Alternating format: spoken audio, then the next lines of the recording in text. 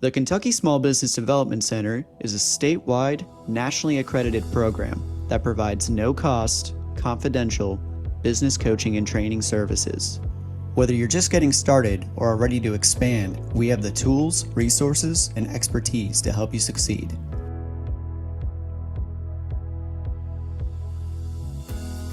We're part of a national network, America's SBDC, with over 1,000 centers across the nation. To learn more about how the Kentucky SBDC can serve you, please visit KentuckySBDC.com or email us at info@KentuckySBDC.com. You can also reach us by calling 888-414-7232. Thank you for joining today's webinar. The chat feature is available for you to ask questions and interact with today's speaker. Please take a moment to introduce yourself and where you are watching from today.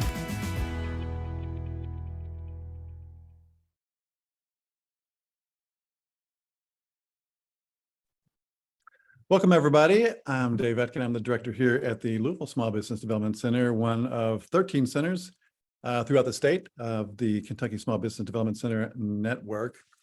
I'm glad you guys could join us again today for another Wednesday webinar. And as always, just like to point everybody's attention to the bottom of the screen there. You should see a toolbar there. And if you don't, just hover your cursor down there. You'll see the chat feature. If you click on that, if you wouldn't mind just typing your name and telling us where you're in the university you're joining us from. It's always great to see and that where people are, and that way we'll know that you can see us and hear us very well. Let's see. Oh, there's Cheryl. She's from Springfield, Ohio. Okay, cool. Yeah, we get people from all over the country most days. So glad to see you, Cheryl. Thanks for joining us. So just pop that in there. And then as we go through our presentation today, if you have any questions or comments for our presenter today, just put those in the chat and we'll get to them at some point during the presentation. So, towards the end of the year, we're in fourth quarter, and this is when I like to start thinking about what's going to come up in the next year. We're working on strategic plans and all those sort of things. But with any planning process, you are pushing change through an organization, and most people are resistant to change. And I've personally had some experiences where what I thought was a great change process turned out to be not so great. But pushing change through an organization is hard and not for the faint of heart most days. And so I was able to convince our great guest, Heather Yerrid of Impact Sales Systems, to come back and talk to us again, because this is something that's really important if you're going to move your business forward. And with all the things that have to happen to move a business, it is important to do it the right way. And so Heather, welcome today. I'm glad you're here. Thank you so much, Dave. Happy to be here. Yeah. I'm excited to talk about change. So I'll go ahead and just share a little bit more about myself. Hi, again, I'm Heather Yerrid. I'm a performance coach certified in positive psychology from a hybrid program from the master's at UPenn. I focus not only on personal performance, but professional performance. And at PEC Sales Systems, I'm a growth and revenue coach. And we work with individuals and their sales teams to really coach and dig into the behaviors behind selling, what may be impacting them, how that's impacting their ability to change and learn a new process, or just drive business to double their revenue, which is usually what we contract to a result to do. So we work with solely closely held businesses to eliminate what we think is the #1 problem, and that's a failed sales forecast. So today I'm going to be raising your awareness, I'd like to say, on a change process that I am very familiar with. It's something that I'll just broach the topic of at a high level, and my hope is that you walk away understanding all the factors that impact change, and whether or not you think that it's a benefit, look into it more in depth and potentially use it to work in your company or for yourself. So Dave, without further ado, is it time for me to get started? It's time for you to get started. Okay. All right, great. I'll go ahead and share my screen. Okay, and I'll step aside here. Okay, so what are we talking about for the next 45 minutes to an hour? The change process, something I personally think is the secret to real business growth. I'm going to define hope in this presentation, talk about enhancing it. Hope sometimes is used more in personal sense for those of you that go to church. It's also heard often in church, having hope. I'm going to hopefully bridge a gap here of where hope can also be understood and used in the business sense. I'm going to go through the change process and help you understand that, and then navigating through the stages of change so you can maintain it in your organization. So implementing sustainable change. In positive psychology, hope is part of the achievement branch, if you will, and achievement and accomplishments go hand in hand. People's ability to create change, maintain a habit that allows for change or improvement is grounded actually in this idea of hope. Hope is also connected to happiness. If an individual can be hopeful about their future and hopeful about what they are capable of achieving, that is a pathway to success. Sometimes it can be tied to materialistic motivators, sometimes it's intrinsic motivators, but hope is a fundamental piece of making a deliberate goal and achieving that goal in a way that helps create sustainable change. So before I talk more on it, I'd like to define it because words create worlds. So in order for us to be able to approach it in the business and use it, I want you guys to get clear on what I mean when I say hope in this context. So hope is defined as the process of thinking about one's goals combined with the motivation to move towards those goals, which is agency. We'll talk a little bit about that. And the concrete ways of achieving those goals, which we call pathways. So I like to think of hope as being comprised of three different things, right? There is the goal itself, agency, or your actual motivation towards the goal, and then having a concrete way of achieving that goal, which is called a pathway. Have all of these overlapping with hope there in the middle. So they do overlap to get a sense of how much they go hand in hand. So let's look into it in greater detail. So goals are what you're trying to achieve. It's what the person's target is. It can be anything from wanting to be on time from work to hitting their deadlines more realistically or getting along better with their peers or their boss. What's become evident to me in coaching individuals is if you're not clear on what you want to achieve, if you're not crystal clear on what that is and what exactly is the expectation for you or from your manager, your hope is not going to be that high, which is going to make it harder to achieve the goal that you want to meet. So if I make it really simple and say, I just want to be happy at work. You know, the idea of being happy, I deserve to be happy. It's something I just want to be okay going to the job that I'm going to. Being able to even get to happy, you have to define it, but also you have to determine how hopeful you are that you can even achieve that. My point in sharing that with you is, again, you can't really untie the personal and professional elements of how you perform and how your team performs. So getting crystal clear on the words that define their goals, what they mean, and how they can achieve them is really what's going to solidify that what power, right? The goal in order to create change. Next, moving into what we call agency. So if the goal is not clear, the hope is not going to be high, and likewise, the willpower will not be as high. So that is the agency. We have the what power versus the willpower. Now, this doesn't mean willpower in the sense of self-regulation, like your ability to just keep moving forward. It just means willpower in the sense of your ability, your tenacity to accomplish a goal, both by what you're motivated to do and your belief in yourself. So let's say that my goal is to lose weight. And you have asked me what my agency is and how likely it is that I believe that I can get there. If I set a goal that I'll make it happen and I believe in myself, but my hope is low that I'm going to get there because of historical patterns, then what I'm setting out to accomplish is really, again, not going to be as achievable if I don't have the pathways. Weight is one of those unique goals in which literally it is grounded in confidence. So I do use that intentionally here.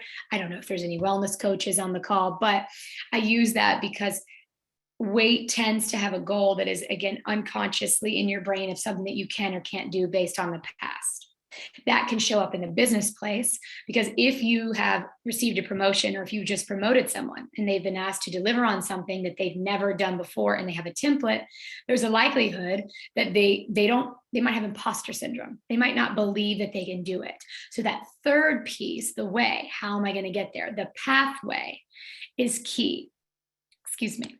So if you know the goal, you're crystal clear on it, and you set the definitions for those together, then you also have the willpower, that belief, right? That tenacity, that motivation that I am capable of achieving a goal. I have accomplished any goal.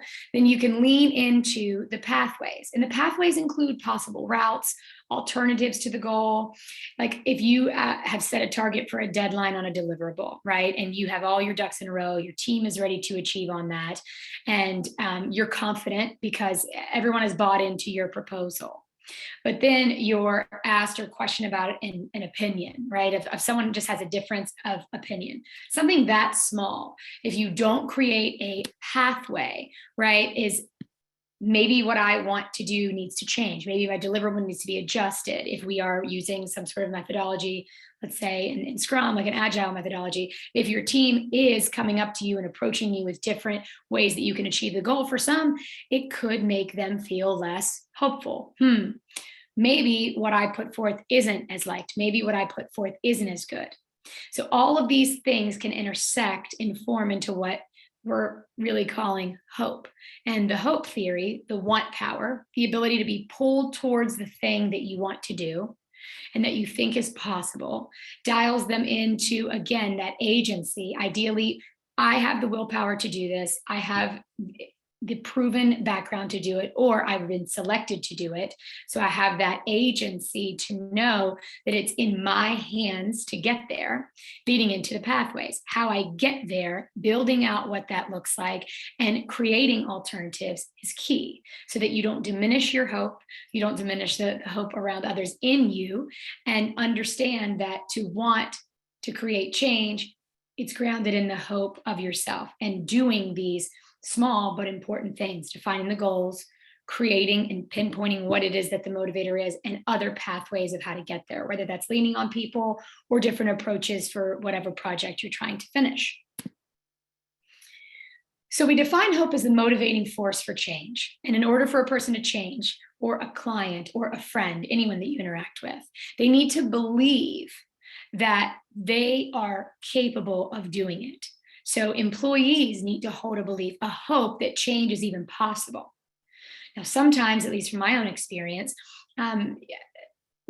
some people, myself included, have been in organizations where they get built up, and right there, where this is going to change, new leadership has come into play, things are going to be different. And time again, it's not. The way that you level set that, because people have permission to be human deep down, is with the growth mindset. Now, I don't know if folks were on my last presentation, but I touched on what a growth mindset is. In short, I'll label it as the belief that change is possible, and the belief that you have the talent, you have the strength, and you can build upon the strength to create that change, not only for yourself and others. Because if we continue to hold a mindset, even after being let down, that things won't change, there's only going to be that self-perpetuating experience where you are going to create that change is not possible. Thus, have less hope in your organization and in yourself.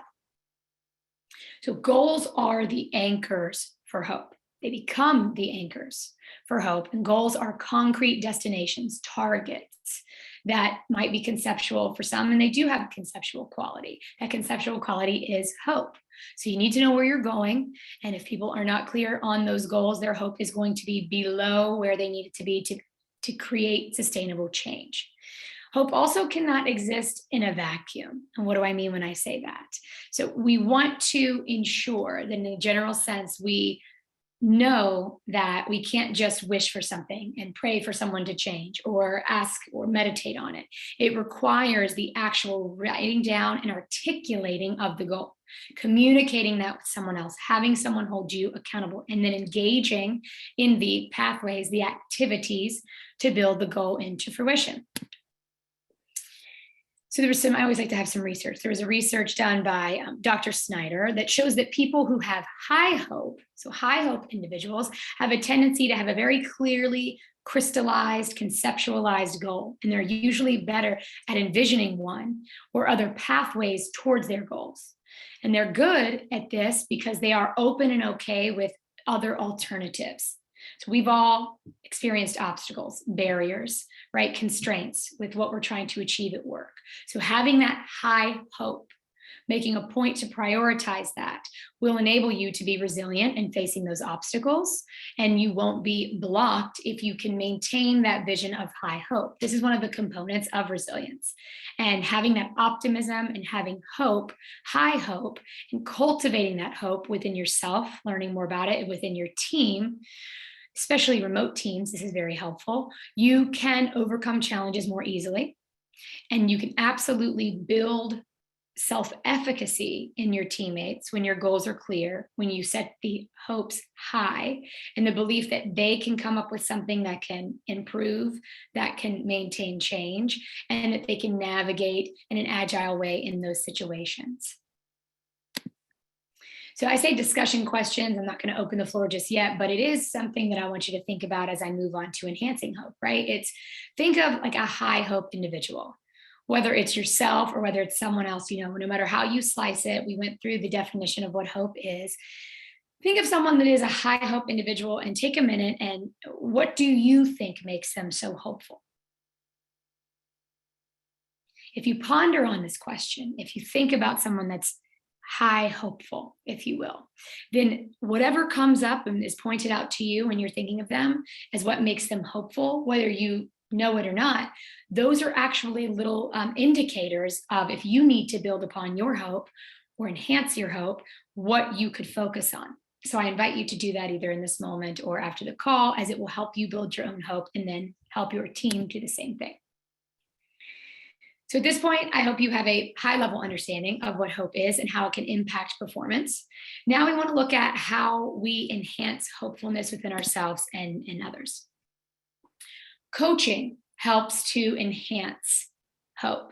So a lot of research has been conducted, and it was assessing the effects of the cognitive, behavioral, solution-focused type of life coaching. And the program found that individuals that participated in a 10-week program, talking to somebody about it, building upon that, having that sense of environment and accountability actually improved their strive to get to the goal, right? For them to keep going and moving forward with it. Their personal well-being also improved, which had a ripple effect into the corporate world, whatever business they were working in. And then in general, a sense of hopefulness, right? Something that a lot of people don't tie into the workspace also was enhanced just from having somebody to get coaching from, have something to bounce off ideas of, have someone to dance with you and debate with you in the moment of what are the beliefs that I hold about hope? What are the beliefs that I hold about myself? What are my beliefs about what's possible? There you go again with the growth mindset. And just hearing a different perspective, if you're ready for change yourself, can be impactful both personally and professionally. So one of the secrets that I had to learn, it took me a while in my 20s, many moons ago, was that you have to meet people where they are. So one of the things we always want to do is that you want to meet people where they are. Now, whether you are a coach, whether you have a team, whether you're an individual contributor, even talking to your peers, consulting with your peers, and understanding where the individuals on your team are currently coming from, what their mindset is, what the perception is of you as a leader, you as a peer, or the organization, or their purpose as a team.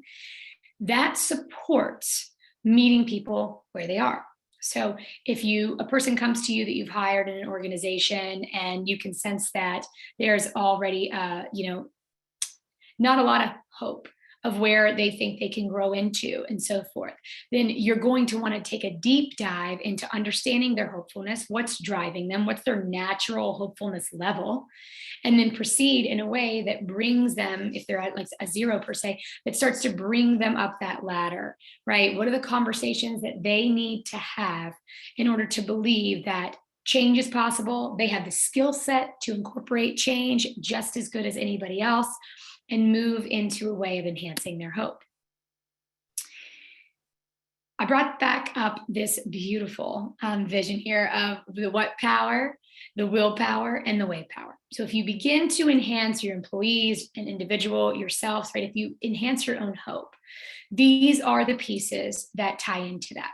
Understanding where an individual might be, where you may be. So for example, when I asked my client who was coming to me for some wellness goals, they had some wellness goals in mind, and I asked, what would it look like? What would our time look like together? What would impact you the most if we honed in on particular things? What goals would that look like? So we laid out some, SMART goals, and then we started to peel back those layers. We had to get very, very narrow, very concise, and break it down into small pieces in order to get clear on what really it is that she was wanting to work with me for.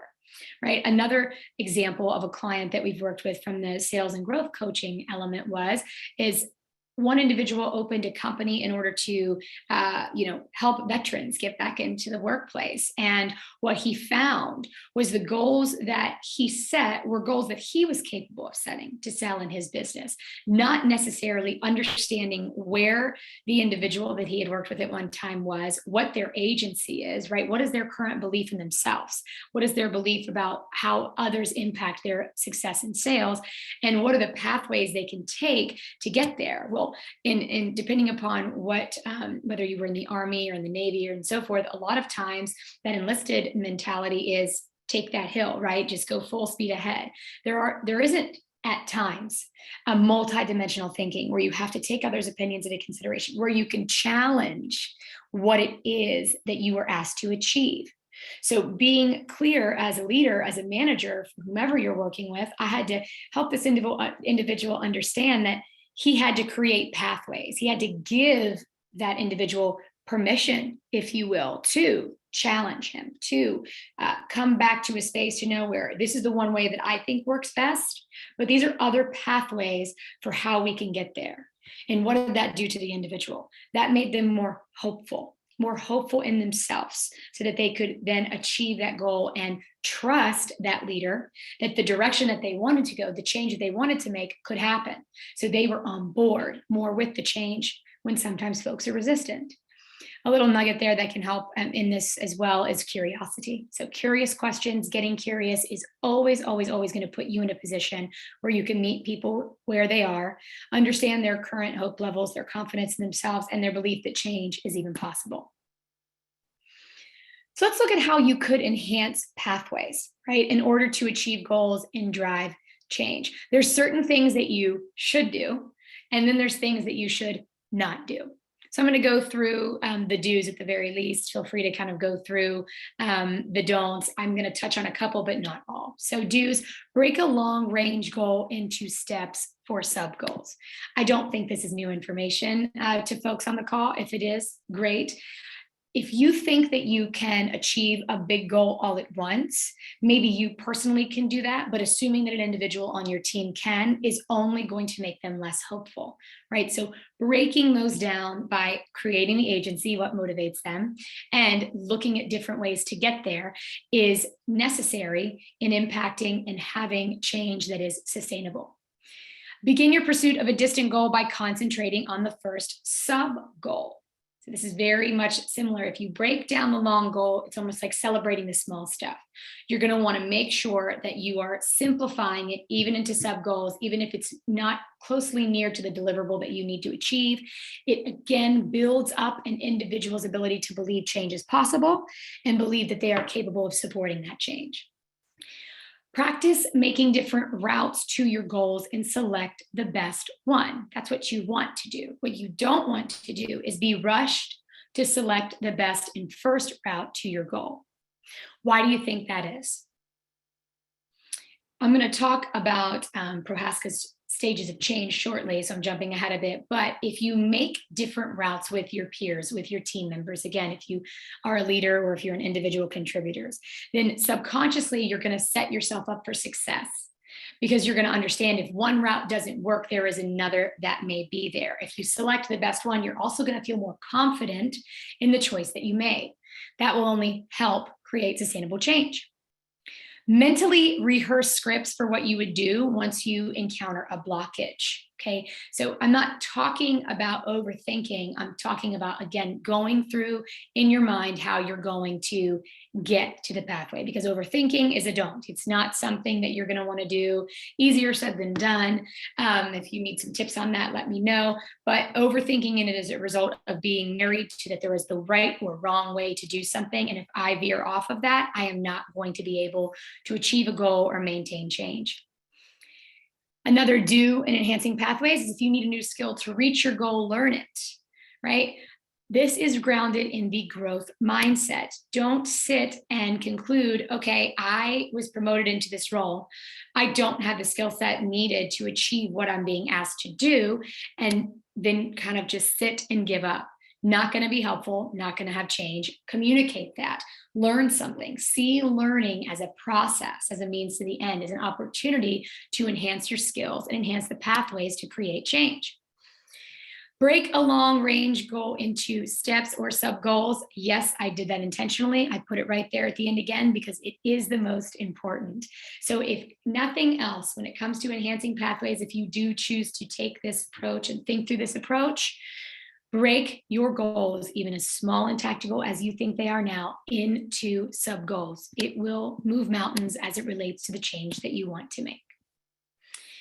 I also just wanted to share this visual. Mind mapping is one of the favorite activities that I do with clients and with folks that have reported to me. They're really helpful to identify pathways and therefore boost hopefulness. So as a person writes their goals, in the middle, you see for this client, right, it's lead generation.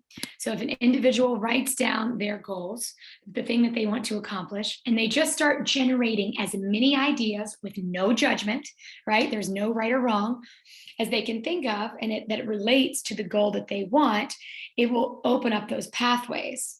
And it will also help identify those detailed sub goals that might be a part of the bigger goal.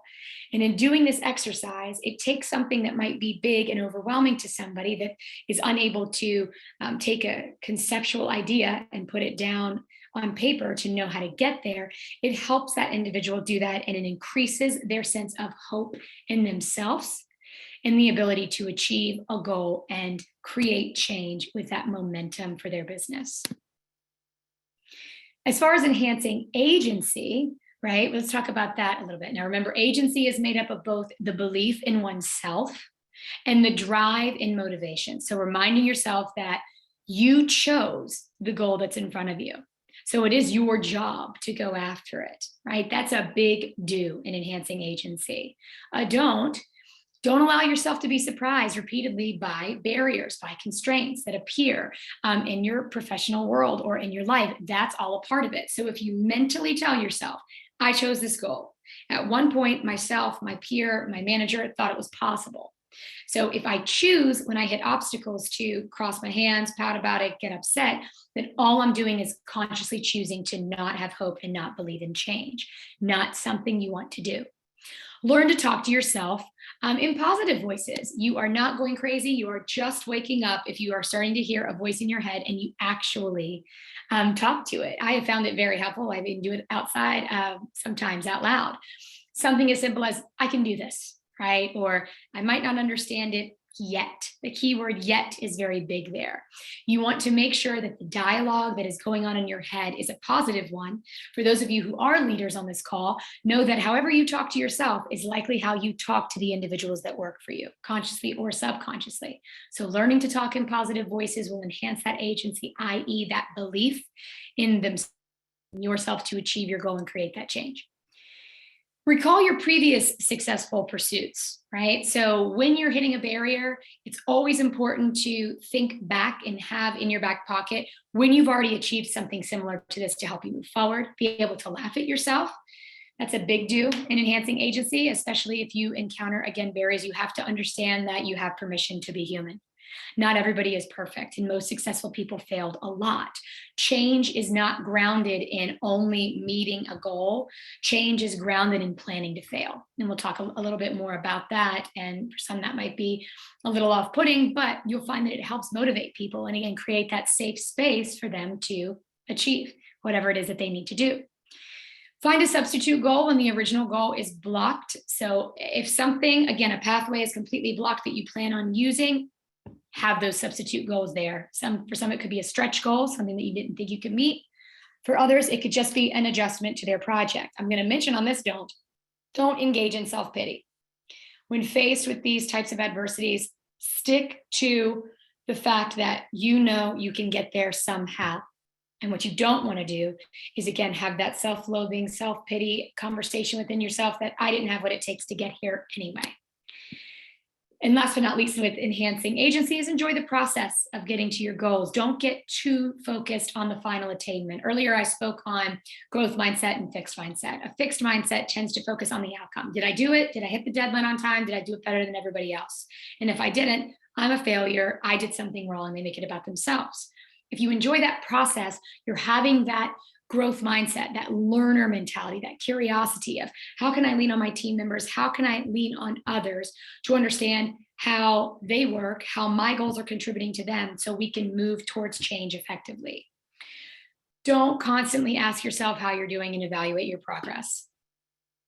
Hopefully, I'm not undermining any leaders on the call that always want someone to check into that, but I can tell you the more and more you do it, the more and more it's apt to decrease your level of hopefulness and your capabilities, right? It's okay to take a break and actually not look at the goals and the targets every day. It's better to just keep focusing and know you're going to have the setbacks and you're going to move forward, which will then, again, instill self-confidence in you and help you enhance that agency that will get you hopeful enough to create that change. Some other interventions that have been tested is using the role of a narrative from the past. So inviting others to share past success stories before you're getting started, or when you are in the experience of change and change management. Describing those past goals and those past experiences for success are planting seeds that will enable folks to recall them when they need, right? They'll keep them hopeful. Getting curious, right, with them, having curiosity lead your conversations. Tell me about a time that you faced something that was difficult. Tell me about a time where you achieved something like this. It will plant seeds for hope because it allows them to savor in moments and go back to a place where they were successful. And this storytelling is cathartic for them.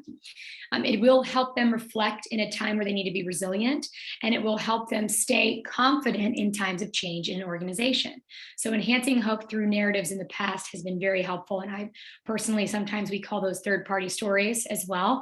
But having that as an experience or something that you do with your team or with yourself, you write that down, is very helpful. Again, asking questions that are directing the person's attention towards hopeful elements, right, about those experiences. So saying, tell me more. That's a key phrase that I use in love. When they're talking to you about a story or an experience that they succeeded, even in the face of change or hardships, if you direct their attention to the things that help them get there, that are in alignment with them being a contributor themselves, you're more likely to incorporate those hopeful elements and put them in the forefront of their mind. So let's talk about some barriers to hopefulness. So barriers to hopefulness, fear of disappointment, right? Fear of jinxing themselves by holding on to positive intervention, right? You will prevent yourself from ruining it. So those that have barriers to hopefulness, they do believe in that superstition of jinxes. I am guilty of that. I think I'm going to jinx something. Then for me, I become less hopeful. There's also something called learned helplessness. So the state where people learn that nothing they do matters, or nothing I do can work or improve or help this organization. Now, sometimes that's a result of having leaders that are so focused on, change at a high level and don't communicate from top down effectively, that it puts an individual in a space where they have this mentality that nothing they do matters. And studies have actually found that this learned helplessness is a default setting. So some folks have a tendency under high stress environments to pinpoint where they tend to do this, where in their brain this gets activated, and they will put themselves in that threatening situation, which will then cause stress and induce that helplessness, which is not very impactful. So studies show that that also then leads to anxiety and worry about the future. So their inability to think hopefully is a barrier for change. If they allow themselves to have learned helplessness and anxiety and worry is a part of what they're doing, then they will not be able to move towards a more hopeful place towards the future and be part of the change that you want to see. So these are just some of the barriers that you might find, whether you are resonating with these or whether you might take them back and check out whether or not you see them amongst their team. I invite you to listen for this language and look for it, as it will be a barrier for hopefulness, which is a barrier for creating change. Now, let's talk about the change process itself, understanding the change process at its core. So we've discussed hope, and now we need to move on to actual change and the importance of how change and understanding the change process is key in creating an organization that maintains it, sustains it, and has business growth. So I personally love this quote by Jack Dixon that I found on a t-shirt, which is, "If you focus on results, you'll never change.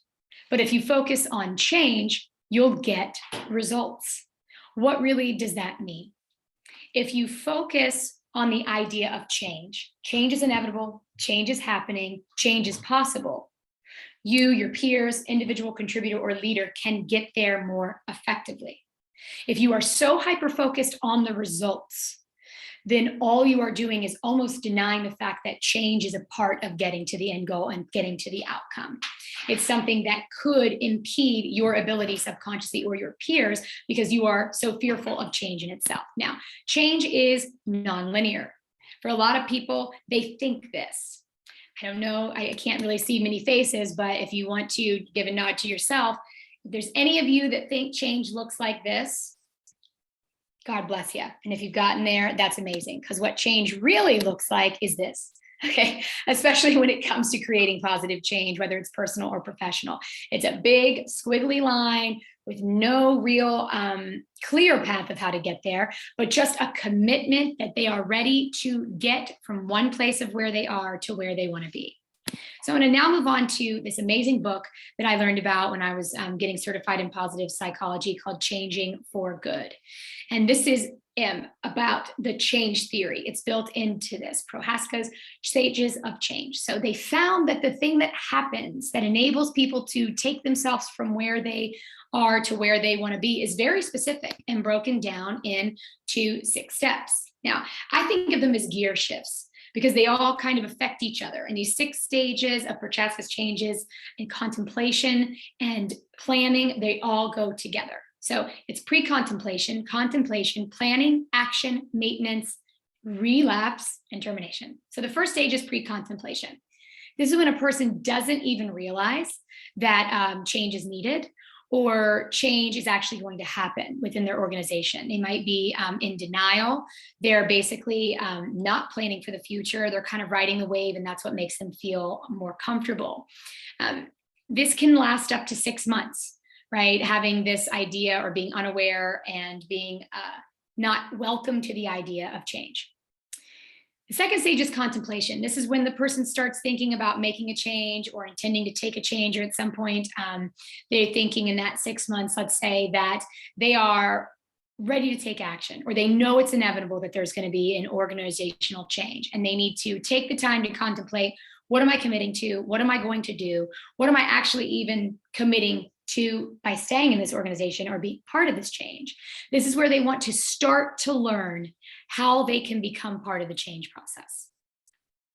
The next stage is planning. So identifying how you want to meet that goal, how you want to be a part of change. For a leader, mapping these out to communicate with your team is very insightful. Talking to folks that are in pre-contemplation, talking to folks that are in contemplation. And again, getting to that place where you are planning to identify what goals you want. How can we get there? What are the actions that we need to take? And actions in moving someone through this phase of the change process can take up to 30 days, right? It can take shorter than that. But it's actually recognizing that there is a behavior and there is a process that needs a change, and getting there. Unfortunately, I will say, skipping over the planning process will impact change. So as I'm sure many of you know, planning is a big part of any type of change you're doing, but in an organization and maintaining business growth, it's key to get everybody bought into what it is that you're doing. Then it's actually going into action, jumping into action. So this might be, okay, I'm setting a date and a target of when we're going to initiate this change, when we're going to announce it, how we're going to do this. For some, personal wise, it could be, okay, I'm going to wake up every day in the morning and I'm going to run. They contemplated it. They thought, what's my plan? What's the easiest thing for me to do given what I have to do in the morning? Okay, I'm going to wake up. I even had a client sleep in their running like shorts and outfits with their socks on. So they had no excuse to actually not start to run. So that is action to an extreme, but it's there. The next step is maintenance, which is working on sustaining the change, particularly through how we're going about doing it. And lastly, there's the relapse or termination. So that last phase, that termination, is when you no longer need the activity to work towards the goal because you've already accomplished it. Now it's more so of taking that a step further and working on the habit. Why are the stages of change so useful? Well, it provides a framework for understanding the process of how people change. And it also recognizes that people are in different stages of change and they need different types of interventions to help them move through that progress. So individuals on your team, in order for you to help them successfully navigate change, it's determining what 6 steps are they in? What part of that process are they in? Are they in denial? Are they contemplating their options? Are they making a plan, taking action? Are they in the maintenance phase of where they are learning how, what they need to do to get there? Recognizing that you are going to need to work with people differently is going to maintain that business growth. It does take longer to do it, but it is necessary if you are in that change management space and needing to achieve this type of results. So let's talk about navigating through the stages. In pre-contemplation, right? Again, we know that the person is in a particular mindset where they aren't really sure that they need to change. They're assessing whether or not it makes sense, how big of a deal it's going to be. And the one way that it's been described is it isn't that they can't see the solution, it's that they can't see the problem, right? They can't understand that for some, depending upon what change we're talking about, they don't think that it's impacting them in a negative way. For some, it could be the attitude that one of their team members is having. So assessments are a great pre-contemplator because it helps raise their awareness. So that's a tool that you can use for folks to understand whether they're in pre-contemplation. Any type of assessment that's basic, that can level set and raise their awareness about where they are and how they believe change can impact is huge. There's also research that raises consciousness for those that are interested in that. I just wanted to show this visual. It was a decisional balance across the stages of change. This was grounded in smoking, pros and cons. So I thought this was very interesting. One was in terms of it being an emotional decision, right? A balance across the different stages of change. So in particular here, the study on the x-axis represents the changes of contemplation, pre-contemplation, all the way down. And the y-axis looks at the score of the emotion, right, as it relates to that. And we look at a person and understanding that the process of smoking, right, versus the cons of smoking, in order to get the person who thought that they were, not that smoking wasn't that bad, they needed to heighten their sense of cons. They needed to get to a place emotionally that would allow them to move in that direction and see the pros of that change. I want to make note of something. When a client comes to work with a professional, they are already out of pre-contemplation phase. So if someone that you're working with or someone that you lead is already coming to you with questions or even with concerns, that means that they are out of the pre-contemplation phase and they moved into contemplation. So this stage is associated with inertia. The person is considering making a change. They might be a little bit ambivalent, which is where you come into play. You have to identify how the current situation, their habits and behaviors is working against them. What is it that you're going to have to do to keep them in movement, right? A pros and cons list, very simple, but very key in this. The end of the contemplation stage is marked by anticipation, activity, sometimes anxiety, and excitement. For what? Preparation. Gathering information, assembling resources to help folks once they've moved from contemplation to getting into that plan of action, right? What do you need from me? How can I help you meet this goal? Prepare for the pitfalls. I cannot tell you enough. Plan to have a pitfall. That is key in this. And then celebrate moving from contemplation to preparation. It's very overlooked, but it's so important to celebrate all of those. Right, then we talk action. Once the person is in action, celebrate those small steps, those like baby steps that they're getting to. It is so important. That is key in achieving and maintaining that growth and that change. Practice frequent recommitting of the goal. Some of you on this call may be married and may have recommitted your vows. Same concept here, right? If you revisit the goals, have a recommitment, lunch and learn, something to revisit them, give everybody a rah-rah siskumba on how they achieved them, and then recommit to the goals again, that can be helpful. Creating primers that can support that action are key. Primers, think of those as reminders. What is going to remind that person to take action? Then there's maintenance. New habits have been created.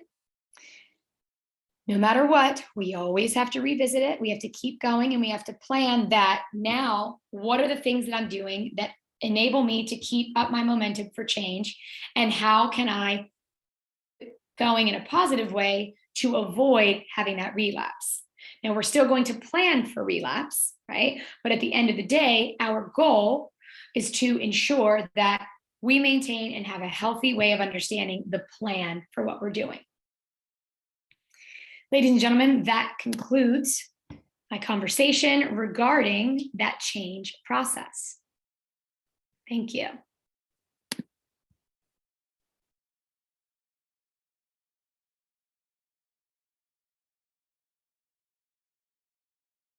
Wow, that was great. So let's see.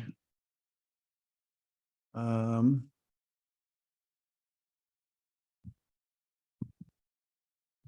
don't have a lot of good questions today, or any questions so far, but Great. That means that I was very, very insightful. So I'm going to take that thing.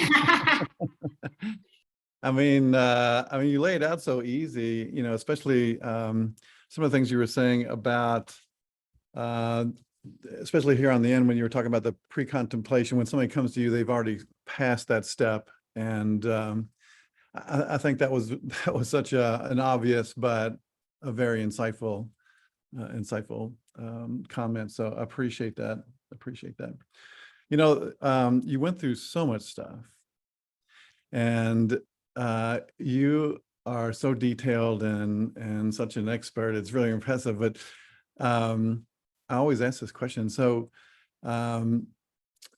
somebody that's really contemplating moving forward with this within their organization, what would be the first couple steps that you would tell them to start with? Wait, you got to unmute there. Thank you. Sorry about that. I would start with them defining hope and making sure that for some, again, hope, there's a phrase, I'm going to botch it, so I'm not going to say it, but hope is not necessarily a word used in organizations, because hope only takes you so far. It's not tangible. So I was defining hope, see where that person's level of hopefulness is, and then connect that goal, agency, right, and pathway. If we have hope is the core of us believing that a goal that we set is accurate, creating that belief within ourselves that we can get there, and then talking about those pathways. So that's absolutely where I would start. I have started there in my own businesses and with coaching clients, and just taking hope away from that woo-woo for some element and driving it into how important it is to having a belief in yourself to achieve goals works wonders in getting change and up and running. How do you do that with a larger organization? Let's just say you have a team, that you're a decent sized team. You start at the top, right? So you start at the top of the hierarchy, and you make sure that those leaders, the executive leadership, understands hope and defines that for themselves as well, because it's all about buy-in. So if you do have a team, you're not just an individual contributor, you yourself have to represent the belief in this ability to create and maintain change, which is rooted in ourselves, our belief in ourselves. So you start at the top again, and make sure that everybody is on the same page, and you think of that words create worlds. Get that definition of what hope is. There is no right or wrong. I explained one definition, but it can look like whatever it is in that organization. And then line by line, right, you take the time. If you start at ELT, executive leadership, then you go down to, director, VP level, and so forth. You need to be very methodical about a communication plan. So to end that question, I would say creating a communication plan for it would also be key. Starting at the top around hope, tying those together, and then a communication plan to get that information down so that it's disseminated effectively across the other individuals. Mm-hmm. Words create worlds. That is spectacular.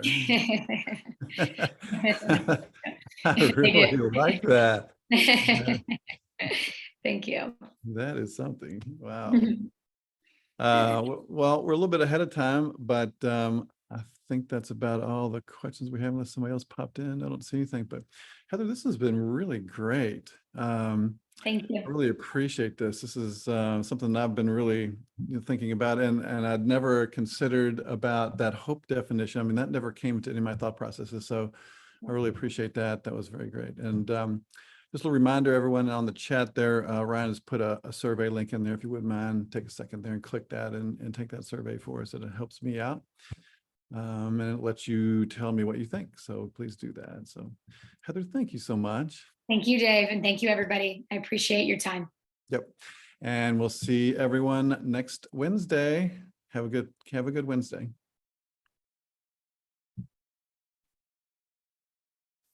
Thank you for joining today's webinar. At the Kentucky SBDC, we know small businesses are the heart of our economy. That's why our goal is to help business owners start, grow, and succeed in Kentucky. Find out more about how our no-cost business coaching, training, and resources can help your business. Visit us at KentuckySBDC.com.